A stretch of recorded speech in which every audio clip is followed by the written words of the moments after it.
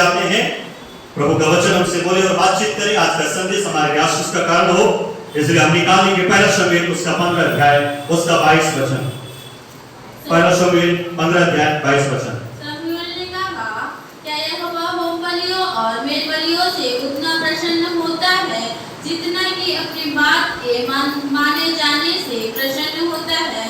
सुन, मानना तो बलि चढ़ाने से और कान लगाना मेढ़ों की चर्बी से उत्तम है। हालेलुया। अवश्य है परमेश्वर पिता इस सुंदर वचन के पढ़े और सुने जाने के द्वारा हमें आशीष प्रदान करे। मैं आपसे कहना चाहता हूँ प्यारो, बहुत ही सुंदर वचन यहाँ पर लिखा हुआ है और यहाँ पर जो पद हमने पढ़ा है, जो वचन हमने पढ़ा है, इसका सीधा तात्पर्य है कि प्यारो परमेश्वर चाहता है कि हम परमेश्वर की आज्ञा को मानें। क्या करें? आज्ञा मतलब परमेश्वर की बात जो वो करने को कहता है, जो हमको वो निर्देश देता है, उसकी आज्ञा को पालन करना, उसकी बात को मानना। फिर से पढ़ो, क्या लिखा हुआ आराम से। शमूएल ने कहा, क्या यहोवा होम बलि और मेल बलियों से उतना प्रसन्न होता है जितना कि अपनी बात के माने जाने। देखिए क्या लिखा, कौन सा बलि लिखा है? होम बलि और मेल बलि। होम बलि और मेल बलि जो पुराने समय में बलियां चढ़ाई जाती थी, किसके लिए? पापों की क्षमा के लिए, परमेश्वर को प्रसन्न करने के लिए, परमेश्वर को खुश करने के लिए बलिदान चढ़ाया जाता था। और इसलिए हमें इस बात को समझना है, मेल बलि और होम बलि चढ़ाने से भी परमेश्वर उतना प्रसन्न नहीं होता जितना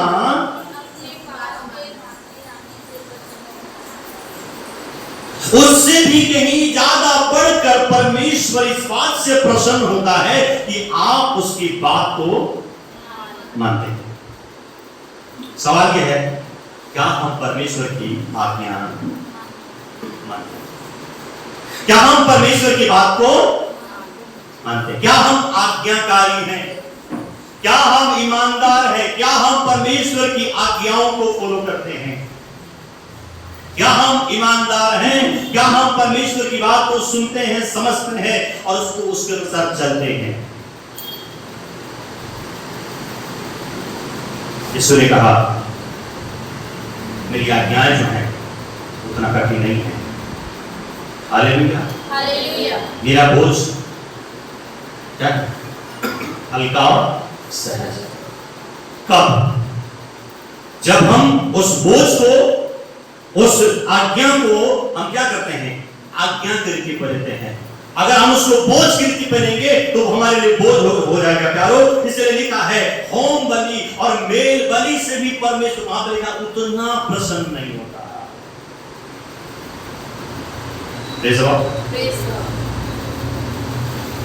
परमेश्वर चाहता है कि हम उसकी आज्ञा मानें। और आज मैं बात करूंगा आज्ञा मानने के विषय में। हम ओबीडिएंट बने, हम आज्ञाकारी बने, हम परमेश्वर के प्रति ईमानदार बनने पाए, परमेश्वर की बात को सुनने पाए, परमेश्वर की बात को समझने पाए। और क्या लिखा है?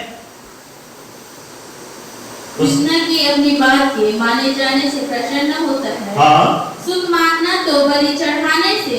मानना क्या है? बलि चढ़ाने उसके बराबर है, उससे कहीं ज्यादा बढ़कर है। मानना जो है वो बलि चढ़ाने से और कान लगाना मेढ़ों की चर्बी से उत्तम है। मेढ़ों की चर्बी से उत्तम है कान लगाना। वचन कहता है उसकी व्यवस्था पर क्या करना? रात दिन ध्यान लगाना, कान लगाना।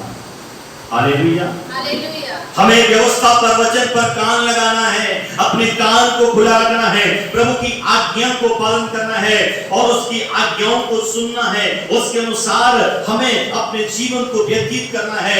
यहाँ पर आज्ञा मानने के विषय में प्रभु का वचन कहता है। अब पुराने समय में बलियां चढ़ाई जाती थी, वो उनकी आज्ञा था, है ना? तुम क्या करना? बलि चढ़ाना।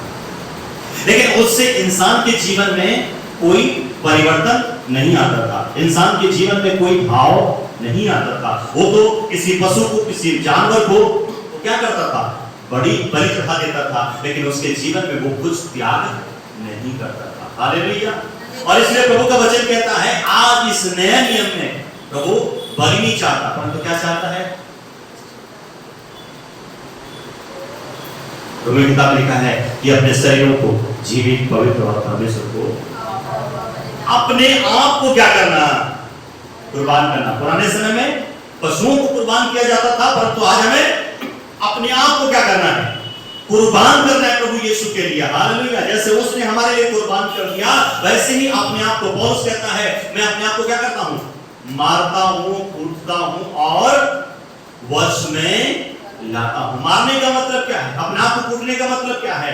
जो चीज जो गलत है, जो पाप है, जो बुराई है, जो परमेश्वर की दृष्टि में उत्तम नहीं है, जो परमेश्वर की दृष्टि में अच्छा नहीं है, जो परमेश्वर करने के लिए मना करता है, उन चीजों को हमें न खाना है, न छूना है, न उन चीजों पर हमें ध्यान लगाना है। हालेलुया।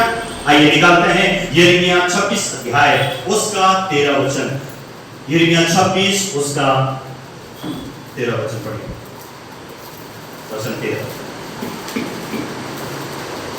पढ़ेंगे।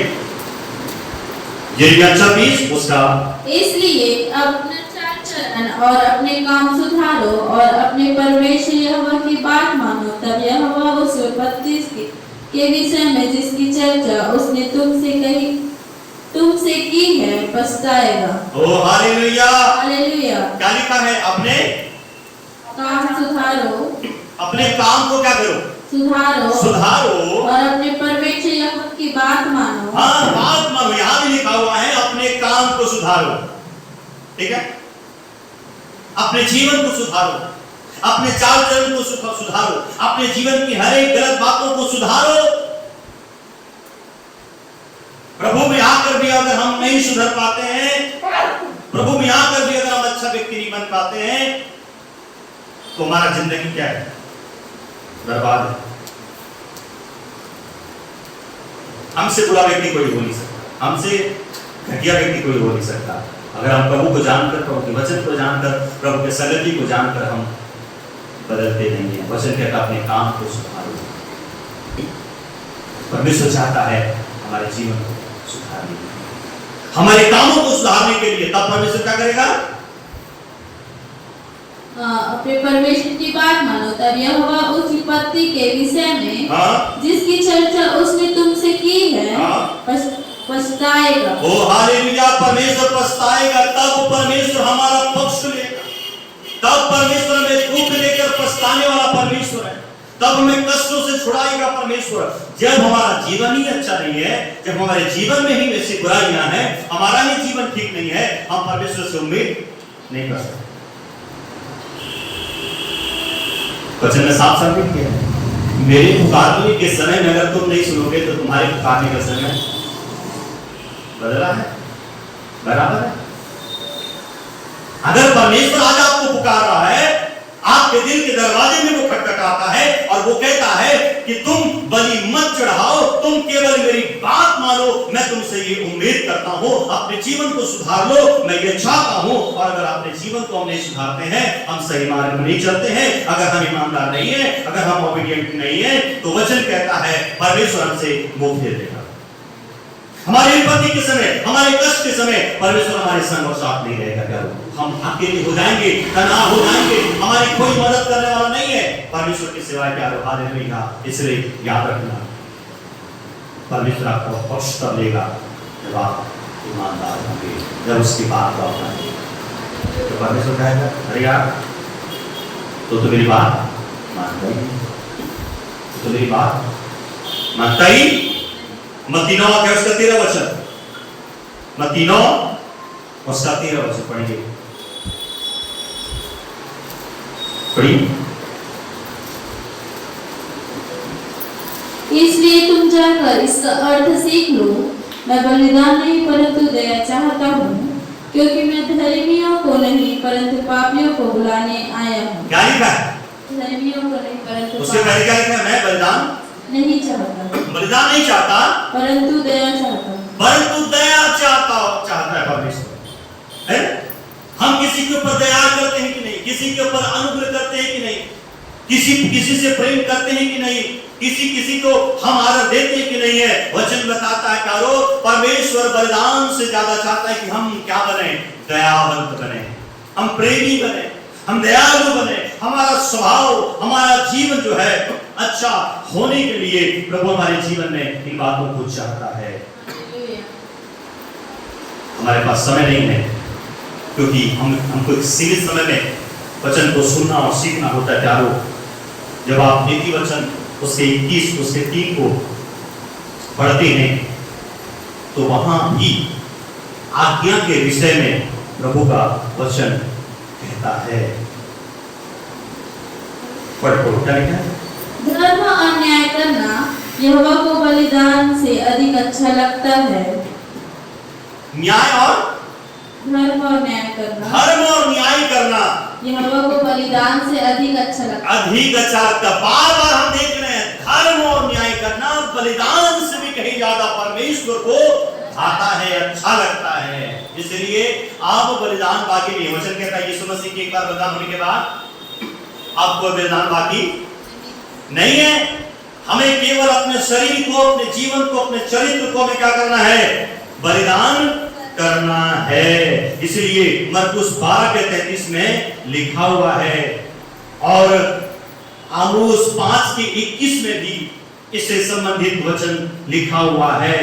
मीका 6 अध्याय उसके 6 वचन में भी हम इससे संबंधित बातों को पाते हैं। यदि कोई नोट करना चाहते हैं तो आप नोट कर लें। सबोपदेशक 5वां अध्याय उसके 1 वचन में भी इससे संबंधित लिखा हुआ है कि आज्ञा मानना क्या होता है। मत्ती 23 अध्याय उसके 23 वचन में भी जब आप पढ़ेंगे तो इससे संबंधित जो वचन है आपको मिलता है। यिर्मयाह 11 अध्याय और उसके 7 वचन को पढ़ेंगे तो वहां भी परमेश्वर का वचन आज्ञाकारिता के विषय में कहता है। मत्ती रचित समाचार उसका 5वां अध्याय उसके 24 वचन को पढ़ेंगे तो यहाँ भी ओबीडिएंट आज्ञाकारी होने के विषय में प्रभु का वचन कहता है। निर्गमन उसका 19 अध्याय उसके 5 वचन को पढ़ेंगे तो वहां भी आप पाएंगे कि आज्ञा मानना क्या होता है। यिर्मयाह 11 अध्याय उसके 4 वचन को पढ़ेंगे तो वहां भी आप पाएंगे कि एक आज्ञाकारी व्यक्ति का जीवन कैसा होता है, एक आज्ञाकारिता क्या होता है। ये सारे वचन जो है क्या वो आप अगर पढ़ेंगे तो पाएंगे कि आज्ञा मानना क्या होता है। बलिदान से, वस्तुओं से, भेंट से, सारी बातों से पढ़कर परमेश्वर किसको चाहता है कि हम उसकी आज्ञा को मानने का। चलिए वचन निकालते हैं। यहोशू उसका 5वां अध्याय उसका 8 वचन। यहोशू 5 अध्याय उसका 8वां वचन पढ़िए।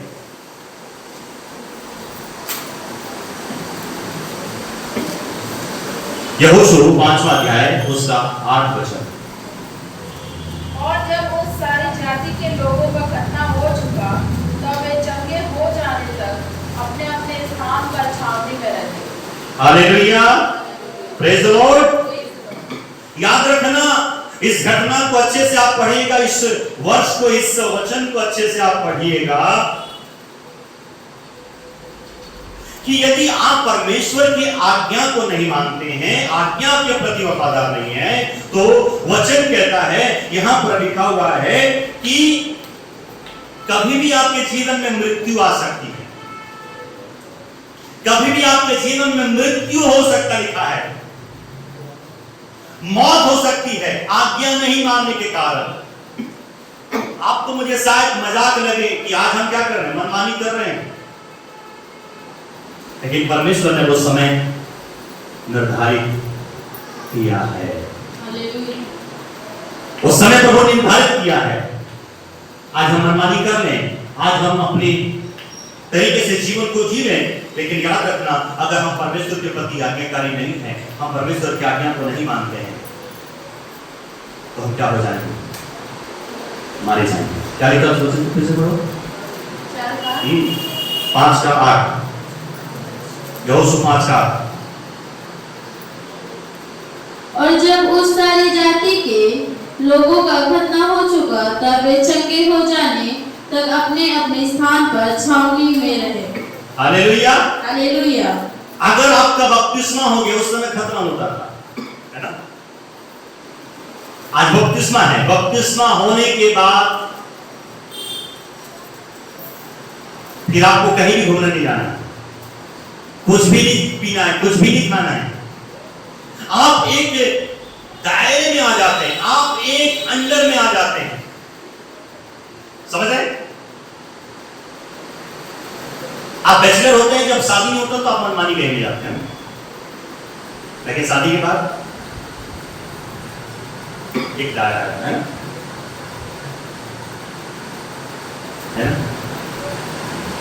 हंसने वाली बात नहीं है। फिर आपके जीवन में क्या होता है? एक दायरा होता है। आपको पत्नी को भी देखना है, माँ बाप को भी देखना है, बच्चों को भी।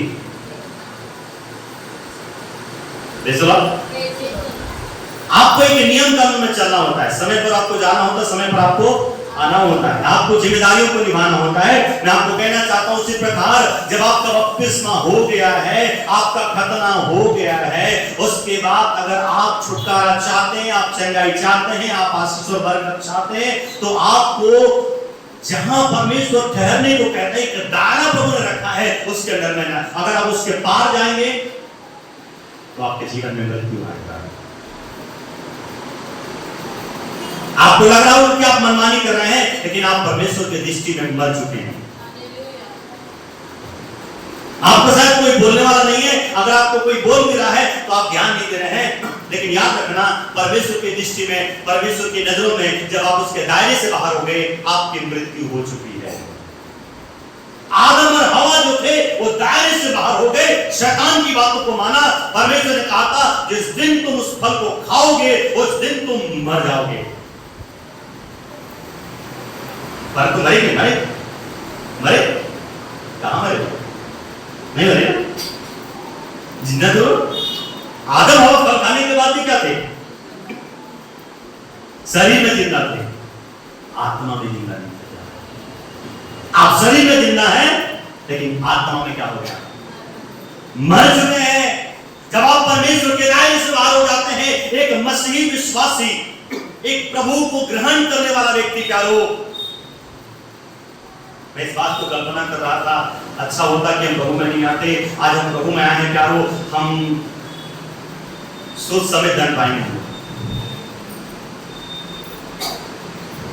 हम प्रभु में आके फंसे हैं। हमें दायरे नहीं चल, हमारी नियम कानून में नहीं चल रहे। हमको मन आता चर्चा आते, मन नहीं आता। प्रभु के दृष्टि में आप मर चुके हैं। याद रखिएगा, जब आपका खतना हो गया है, आप अपने नहीं है, आप प्रभु के हैं, और प्रभु जो चाहता है आपके जीवन से वो करना चाहता है। हालेलुया। उसकी आज्ञा को मानना सीखिए। न्याय उसका 5वां अध्याय, उसका 2रा वचन। न्याय 5 अध्याय उसका वचन 2।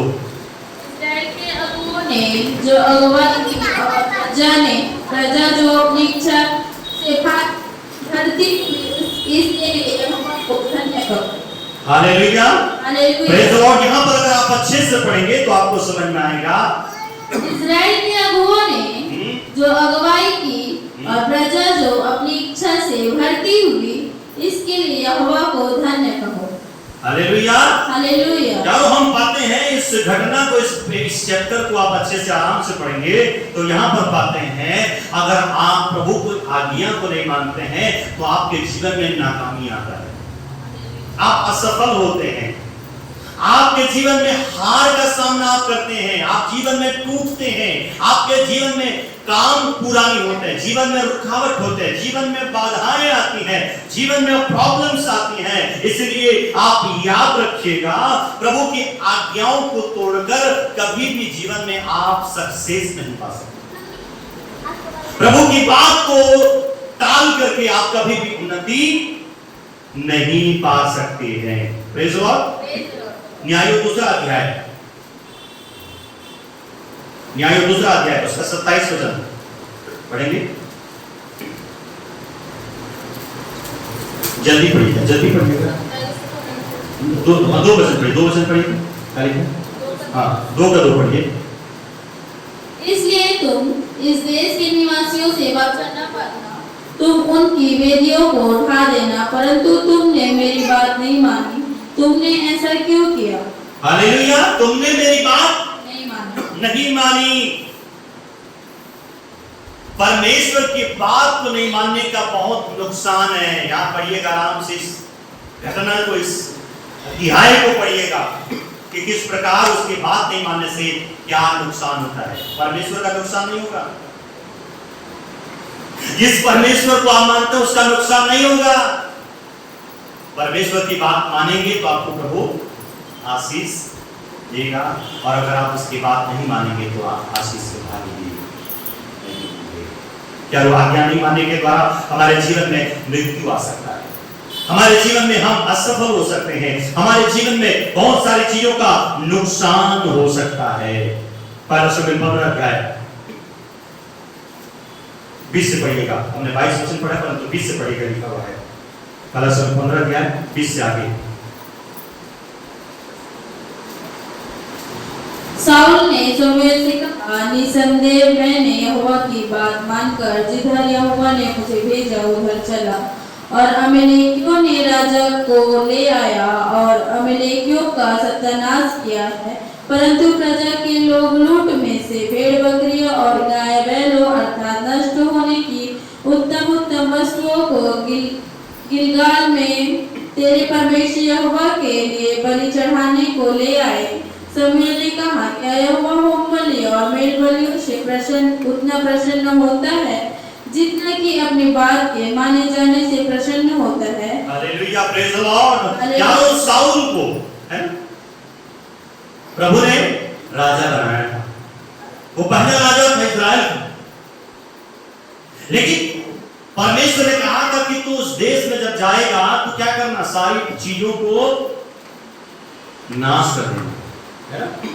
लेकिन उसने क्या कर दिया, अच्छे भेड़ बकरियों को, मेढ़ों को जो चर्बी वाले थे, क्या किया, अपने साथ को ले आया। और जब लोगों ने कहा, अरे आप उसको क्यों लेकर जा रहे हैं, तो उसने क्या कहा, मुझे परमेश्वर ने क्या किया है, मंगाया है, परमेश्वर ने मुझे लाने को कहा है।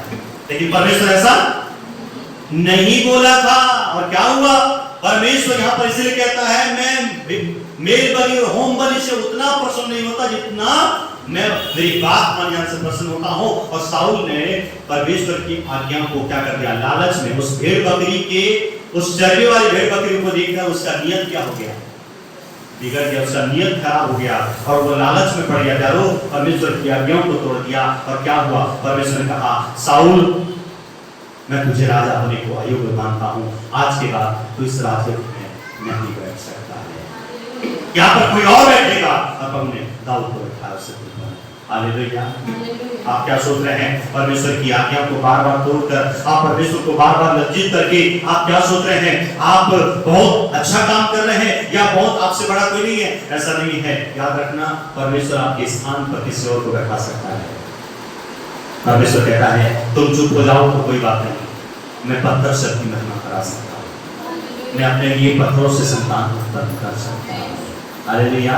इसलिए जो सौभाग्य प्रभु ने हमको दिया है, इसलिए हमें क्या करना है, प्रभु को धन्यवाद करना है। निकाले दूसरा राजा उसका 18 अध्याय, मैं खत्म करूंगा जल्दी से। दूसरा राजा 18 अध्याय 11 वचन से आगे पढ़िएगा। दूसरा राजा उसका 18 अध्याय 11 वचन से आगे।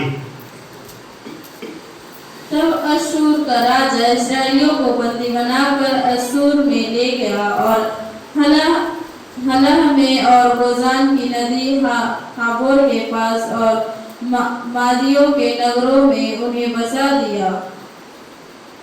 Hallelujah, praise the Lord. इसको आराम से पढ़िएगा, पूरा नहीं पढ़ सकते, समय की कमी होती है। सो यहाँ पर हम पाते हैं, जब आप प्रभु की आज्ञाओं को, हम पाते हैं इस्राएल को जब भी प्रभु की आज्ञाओं को उन्होंने नहीं माना, प्यारो, प्रभु ने उनको क्या कर दिया, गुलामी में भेज दिया। प्रभु ने उनको गुलामी में भेज दिया है। सो प्रभु की आज्ञाओं को अगर नहीं मानेंगे तो प्रभु उनको क्या कर देगा, गुलामी में भेज देगा, हमको दूसरे अंडर में भेज देगा। इसलिए अगर हम गुलामी से बचना चाहते हैं, अगर मृत्यु से बचना चाहते हैं, हार से बचना चाहते हैं, नुकसान से बचना चाहते हैं, हम नीचा होने से बचना चाहते हैं, प्यारो, हमें प्रभु की आज्ञाओं को पालन करना है, आज्ञाकारी बनना है हमें। यिर्मयाह 3 अध्याय उसका 13 वचन पढ़िएगा। यिर्मयाह अध्याय 3 और 13 वचन पढ़िए।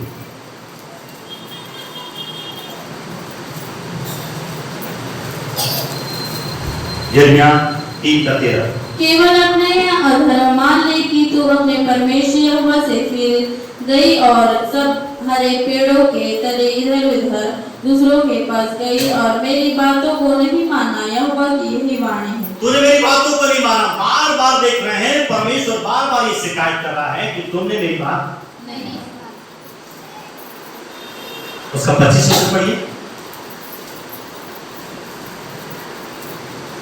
हम लज्जित होकर लेट जाए और हमारा संकोच हमारी ओढ़नी बन जाए, क्योंकि हमारे पुरखाओं और हम भी युवा अवस्था से लेकर आज के दिन तक अपने परमेश्वर यहोवा के विरुद्ध पाप करते आए और हमने अपने परमेश्वर यहोवा की बातों को नहीं माना है। एक ही वचन कहता हम बचपन से हम गलत काम करते हैं। हमने अपनी मनमानी करी है और चारों इसलिए हम अपने गुनाहों को क्या करते हैं प्रभु के सामने मानते। लेकिन हम आज भी मानते तो है गलती, पर क्या करते हैं? आज भी क्या करते हैं? पाप और गुनाह करते ही जा रहे हैं। नहीं, आज हमें अपने पापों को, अपने गुनाहों को प्रभु के सामने तौबा करना है, मानना है। तो उसका 9वां अध्याय 13 वचन पढ़िएगा। 9वां अध्याय 13 वचन। और यहोवा ने कहा, क्योंकि उन्होंने मेरी व्यवस्था को जो मैंने उनके आगे रखी थी छोड़ दिया और न मेरी बात मानी और न उसके अनुसार चले हैं। देखते हैं उस व्यवस्था को, जो वचन को उनके हाथ में दिया है, और आज तो गाड़ी में नहीं है, मोबाइल है।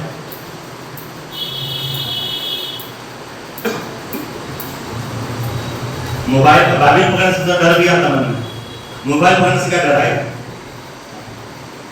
आप मोबाइल में वचन पढ़े तो क्या डर आएगा आपके जीवन में? आप ये सोच रहे कि क्या है? मोबाइल है नहीं।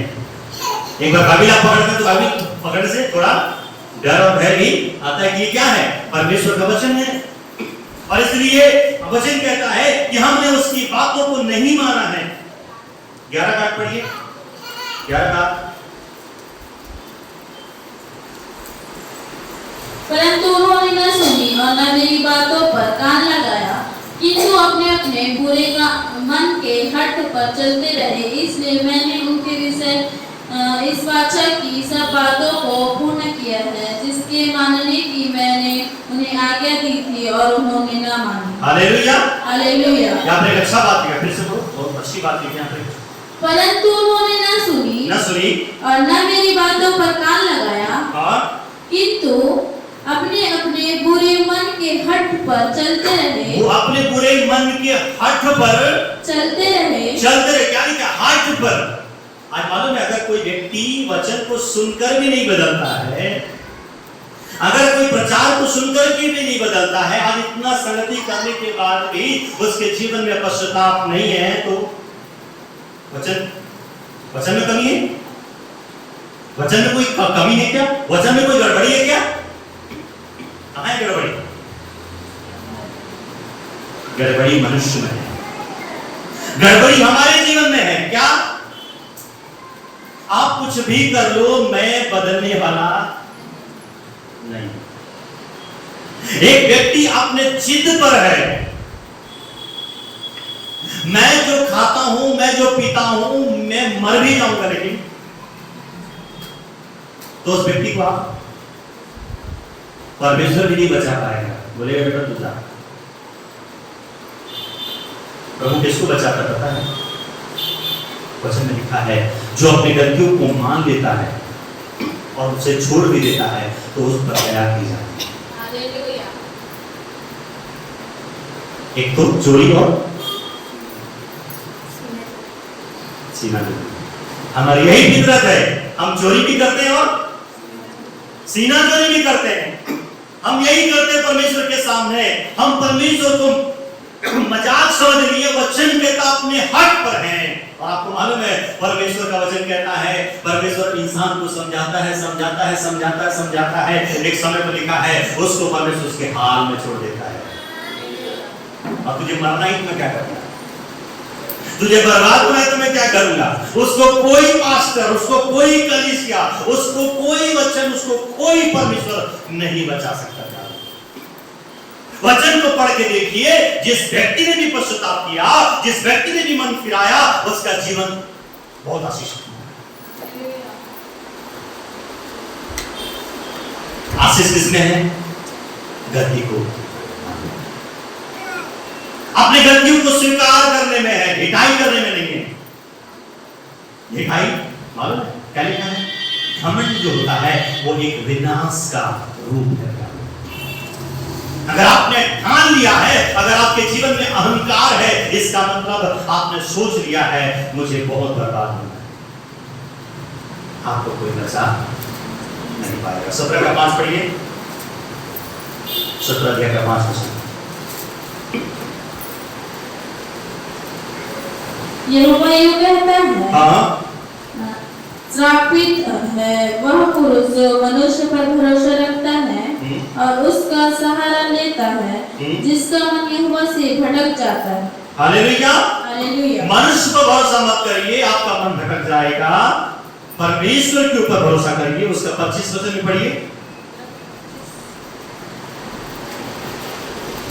तब तो दाऊद की गद्दी पर विराजमान राजा, रथों और घोड़ों पर चढ़े हुए हाकिम और यहूदा के लोग और यरूशलेम के निवासी इस नगर के फाटकों से होकर प्रवेश किया करेंगे और यह नगर सर्वदा बसा रहेगा। हालेलुया। हालेलुया। आराम साहब घर में पढ़िएगा। 40 अध्याय के 3 वचन में भी और 42 के 11 में भी और कुछ वचनों में क्या हम पाते हैं, ये सारी बातों में लिखा है। परमेश्वर आज हमसे एक ही बात शिकायत कर रहा है, तुम मेरी बात